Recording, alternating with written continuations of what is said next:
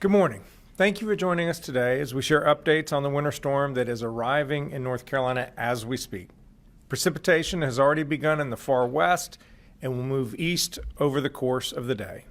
I'm joined by Director of Emergency Management Will Ray, Secretary of Transportation Daniel Johnson, Secretary of Public Safety Jeff Smythe, Secretary of Health and Human Services Dev Sangvi, Major General Todd Hunt of the North Carolina National Guard, and the Commander of the State Highway Patrol, Colonel Freddie Johnson.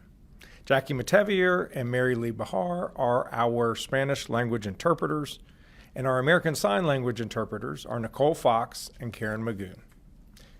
In most parts of North Carolina, you can expect the weather to impact your life starting today and lasting until next week. If you're watching from home, hopefully you've made all the preparations that you need because depending on where you live, it's about time to stay put. Please do not be out on the roads unless it is absolutely necessary. That's for your own safety, as well as the safety of the NCDOT road crews, the State Highway Patrol, the power company line crews, and other emergency workers who are already hard at work. Starting today, we're anticipating sleet, ice, and freezing rain, whether you do not want to be driving in. And the next week is going to be cold. In most of the state, we expect temperature to fall below freezing every night for the next week. Whatever ice or snow is on the ground at the end of the day will refreeze overnight. Black ice will remain a risk in many places into next week, especially on bridges, overpasses, and shaded areas. Dangerous traveling conditions are not, however, our only concern. Please plan for the possibility that you'll not only be stuck at home for a few days, but that you may be without power. Ice accumulation is heavier than snow, and it can knock over trees, which can then fall on power lines. Avoid any downed power line and report it to your utility. Fellow North Carolinians, this is a serious storm. We are taking it seriously, and so should you. Last night, I requested an emergency declaration from President Trump, which we received approval of that request within the last hour. This declaration enables us to access federal assets so that we can deploy additional generators to critical facilities like hospitals, support sheltering operations, provide emergency food, water, and fuel, get help from the Forest Service to remove downed trees. We are grateful for the partnership of the federal government and its quick approval of our request. At the state level, we have shipped more than 100 pallets of meals and drinking water across the state, in addition to more than 700 cots and blankets. The State Highway Patrol is ready to clear roads and respond to emergencies. NCDOT is fully stocked with fuel and salt to respond to the weather around the clock. 21 counties are opening warming stations. 7 counties are opening shelters. We expect more to happen over the course of the day. Now here's what you can do. Stay informed. Make sure you're following your local media, the National Weather Service, and your local emergency management agency for the latest updates and recommendations. Next, double check your plan for how your household will function if the power goes out. How will you safely keep warm? What will you eat? Who will you call for help in case you need it? Be ready to reach out to family, neighbors, or authorities if you are without power for an extended period of time. Lastly, don't forget to check on your loved ones, your neighbors, or anyone you know who might be vulnerable. When we see someone who needs help, we extend a helping hand. That's the North Carolina way. The safest way for us to get through a storm like this is to do it together. Thank you, and I'll now invite forward Director Ray and then Secretary Johnson. Thank you, Governor, and good morning, everyone. Winter storm warnings, ice storm warnings, and winter weather advisories are going into effect starting midday today for western areas of our state and later this evening farther east. These warnings and advisories remain in effect until Monday across much of the state. Significant wintry precipitation is forecast over the weekend with major impacts lingering into early next week as dangerously cold temperatures are forecast. Light wintry precipitation has already begun across the far western portions of our state, but impacts will be limited until accumulation begins around midday across the mountains. Mixed wintry precipitation will expand into central and eastern portions of our state by late this afternoon and into the evening hours. Sleet, freezing rain, and rain will continue through Sunday and into early Monday. Major impacts from significant ice accumulations are forecast across the southern mountain regions and into portions of the Blue Ridge Escarpment, where 3/4 to over 1 inch of ice accumulations are expected. At this time, much of the Piedmont is forecast to receive greater than 1/4 inch of ice accumulations. The greatest snow and sleet accumulations are expected across northern portions of the mountains and the northwest Piedmont, where 2 to 4 inches is forecast. While precipitation may begin as light snow, most of the accumulations will be from sleet. With cold temperatures settling into the region, any accumulations will linger into early next week and black ice is possible each night. All North Carolinians should be finalizing plans now and should be prepared to stay home and off the roadways starting later today through early next week. The State Emergency Response Team, including all of our interagency partners, the private sector, our nonprofit and volunteer agencies, remain activated. There are 51 local states of emergency, and as Governor said, 21 local emergency operations center activated or are in monitoring status. We continue to support commodity distribution, and as of this morning, the State Emergency Response Team has distributed approximately 120 pallets of MREs, or meals ready to eat, and drinking water to assist communities with shelter or warming center operations. This is in addition to approximately 1,100 cots and blankets to supplement local supplies, as well as the commodities that have been shipped into local communities over the past several months as we work to build local capacity. Many communities across the state are opening shelter locations or warming stations. For the most up-to-date information on those resources available in your community, please visit your local government and local emergency management agency's website and social media accounts. The North Carolina National Guard and the entirety of the North Carolina State Highway Patrol are active and on station today across the state to assist local communities and state partners with clearing roadways, responding to emergencies, and with transportation needs.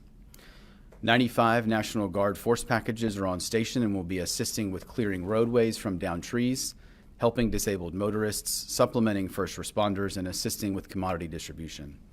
These force packages remain at approximately 454 soldiers, 182 vehicles, and 3 UH-60 Black Hawk helicopters.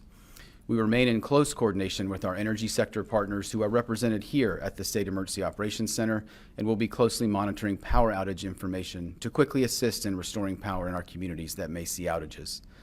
The North Carolina Forest Service remains with their resources on station and personnel staged across the state that are ready to assist local first responders with roadway clearing where needed. Our communications personnel and equipment, as we have discussed in previous days, have been pre-deployed to assist with degradation of the 911 systems, radio systems, and phone or data systems. If you have an emergency and call 911 and another community's 911 center answers, do not hang up. Provide them with detailed information about your situation, your location, and they can and will assist you. As a reminder, 911 should be used for emergencies only. For general information, please call 211 or follow your local government and emergency management websites and social media accounts. We will continue to work with the entire State Emergency Response Team, our local and state governments, the private sector, our nonprofit and volunteer agencies, as the forecast continues to evolve to ensure we can support our 11 million North Carolinians. Finally, as I said yesterday, please check on your friends, your family members, your neighbors, or those in your community who may need additional support this weekend. We're going to see significant winter storm impacts, and we are stronger and more resilient together. Thank you, Governor. I'll now turn it over to Secretary Johnson from NCDOT. Thank you, Governor and Director Roy. As we start to see some of the initial waves of this storm in the western part of our state, I want to reiterate what others have said this morning. Please avoid travel this weekend unless it's absolutely necessary. By staying off the roads the next few days, you'll not only help keep you and your families safe, you'll help keep our crews, emergency responders, and other personnel safe as they do their important work. If you choose to drive in the conditions that we anticipate will impact our roads, you are rolling the dice with poor odds. The risk of crashing in these conditions is high, which can lead to serious injury or being stranded in a disabled vehicle in bitterly cold conditions. One thing that's important to note in the days ahead is that freezing temperatures will continue to create hazardous conditions on the roads. Just because precipitation isn't falling doesn't mean it's safe to travel. If you're traveling by rail, please check Amtrak and NC by train for updated schedules, as many routes are closing ahead of the storm. Ferry routes may also be impacted due to high winds. Please check schedules ahead of any travel. NCDOT crews have been working tirelessly this week on pre-storm preparations. I'm grateful for all their efforts and for the work they'll do to help clear the roads in the days ahead. We have crews strategically placed across the state and ready to help with clearing roads, cutting branches, and assisting our utility partners in cases involving damaged power lines. More than 2,000 DOT employees will be working around the clock the next several days to address storm impacts. We've poured our full effort into preparing for this event because we aren't taking chances with your safety. I encourage everyone to stay informed and, if at all possible, to stay put throughout the duration of this storm and until it's deemed safe to travel. People can visit drivenc.gov to view the latest road conditions and other storm-related information. Thank you. I'll turn it back over to Governor Stein for questions. Thank you, Secretary Johnson. If folks have questions, please go to one of the microphones on either side. And if there are no questions in the room, are there any questions online? Anthony Dance with WCAB News. You may ask your question. Hi, I'm Annie Dance. With the winter storm hitting communities that are still recovering from Hurricane Helene, will the state help with debris cleanup? And are you concerned about the risk of diseases like measles in emergency shelters? How is the state addressing that? I will invite forward the Secretary of Health and Human Services to answer the second question. We are concerned about the double whammy impact in western North Carolina. There are already a lot of downed trees left on the ground from the last storm, Hurricane Helene, and any future trees falling will create more headaches, create more fuel on the ground once we get into wildfire season. We intend to work closely with our partners at the State Forest Service and the U.S. Forest Service to make sure roadways are cleared, power lines are not impacted, and do everything we can to help people in western North Carolina get through this with the minimum impact possible. As it relates to transmittable diseases, Secretary? Great. Thank you, Governor. You know, anytime we have individuals in close quarters, we worry about any kind of communicable disease. So we ask that individuals practice those things that we've been talking about for a long time. If you're sick, keep your distance. If you happen to touch surfaces or are close to others, wash your hands frequently. Hand hygiene, keeping your distance are going to be two important things, particularly if you're in close quarters. Thank you. Any other questions online? Annie Dance has another question. Annie, please go ahead. Thank you. Just a quick follow-up about the roads. You had mentioned, the Secretary mentioned when deemed safe to travel. When do you expect that to be?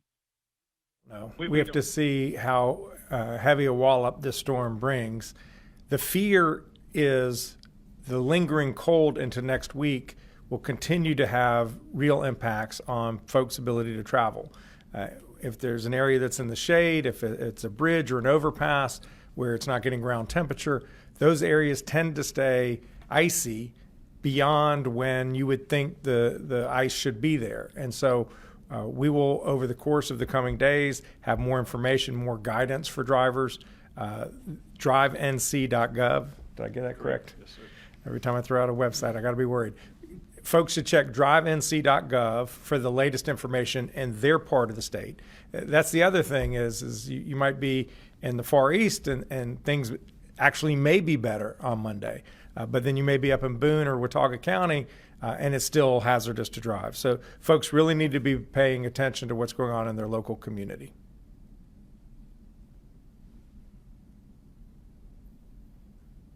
We have another question online from Jose Sandoval with Blue Ridge Public Radio. Hey, thank you. Just to ask as well, we're based out of Western North Carolina. Are there any concerns about losing phone service or phone signal? Any concerns like that for the region? We are worried. We're worried about the impact of the storm on all kinds of infrastructure. whether it's roads and being able to drive, or whether it's phones, being able to talk to each other, whether it's water or wastewater. So we're just on our toes, working in conjunction not only at the state level, but with our local partners and with our private sector partners, so that we can be as responsive to whatever hiccups come along the way.